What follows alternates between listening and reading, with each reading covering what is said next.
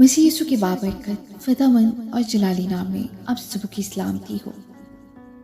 अजीज़ों, आज हम कलाम मुक़द्दस में से पढ़ेंगे औलाद और वालिदैन के बारे में।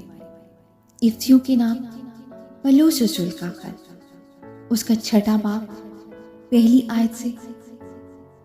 आए फर्जंदों, खुदावंद में अपने माँ बाप की फर्मा बरदार रहो, क्योंकि ये वाजिब है।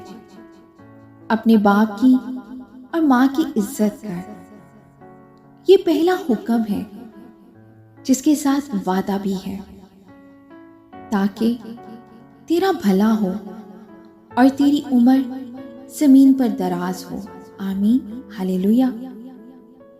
और आए औलाद वालों, तुम अपने फर्जंदों को गुस्सा न दिलाओ, बल्कि खुदावंद की तरफ से तरबियत और नसीहत दे देकर उनकी परवरिश करो।